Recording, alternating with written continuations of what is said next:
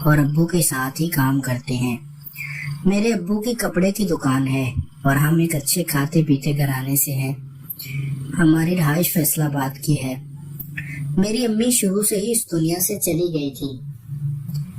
ابو نے دوسری شادی نہیں کی تھی کیونکہ امی ابو کو کافی تاکید کرتی تھی کہ میرے بچوں کا خیال رکھنا۔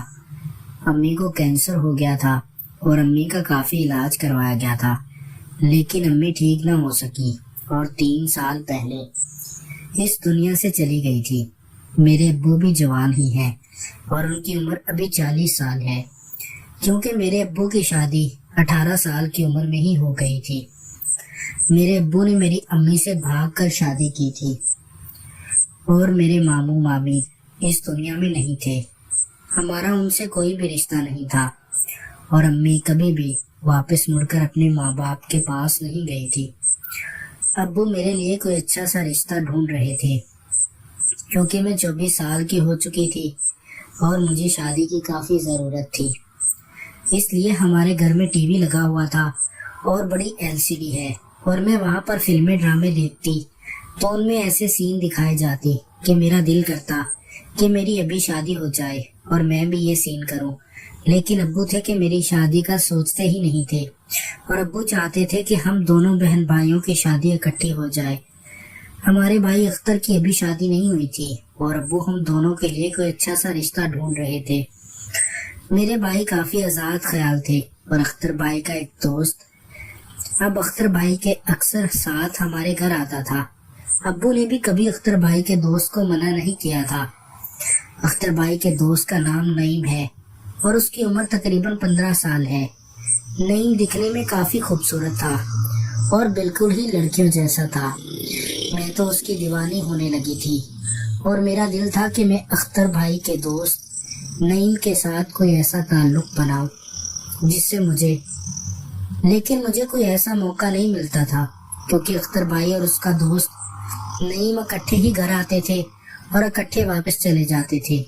ایک دن ابو کام پر تھے، اختر بھائی اور اس کا دوست نعیم دونوں ہمارے گھر آئے تھے۔ دوپہر کا وقت تھا۔ اختر بھائی کہنے لگے کہ نکت بہن آپ کھانا بناؤ، ہم دونوں دوست کھانا کھا کر جائیں گے۔ نعیم لڑکا ابو کی دکان پر ہی کام کرتا تھا اور دوپہر کو کھانا کھانے آتے تھے۔ میں نے اختر بھائی کو بوتل لینے بھیج دیا کیونکہ نعیم میرے بھائی اختر کا دوست کولڈ ڈرنک بھی کافی پسند کرتا تھا، اس لیے میں نے بہانے سے اپنے بھائی اختر کو بوتل لینے بھیجا تو دکان کافی دور تھی اور اختر بھائی کو وہاں پہ آدھا گھنٹہ لگ گیا تھا۔ اتنی دیر میرے لیے کافی تھی اور میں اختر بھائی کے دوست نعیم کے ساتھ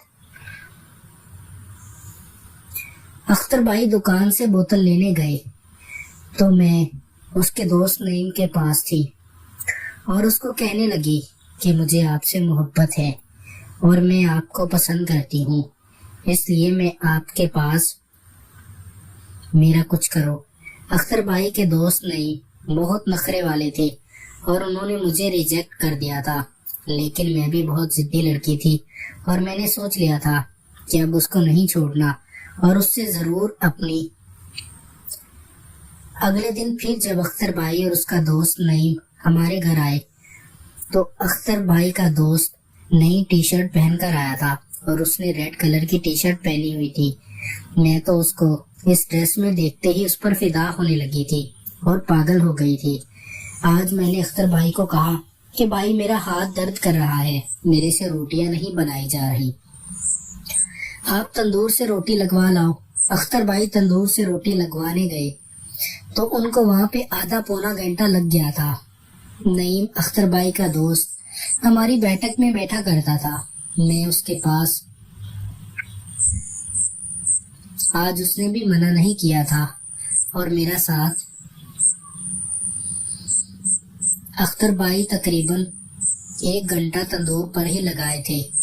دوپہر کا وقت تھا اور وہاں پر کافی رش تھا، اس لیے میں نے جی بھر کے نعیم بھائی کے دوست۔ اب میں تو نعیم کی دیوانی تھی اور نعیم بھی میرا عاشق بن گیا تھا اور کوئی موقع ملتا تو وہ میرے ساتھ۔ اس کے بعد ابو نے ہم دونوں بہن بھائیوں کی شادی کر دی تھی اور میں اپنے سسرال چلی گئی تھی۔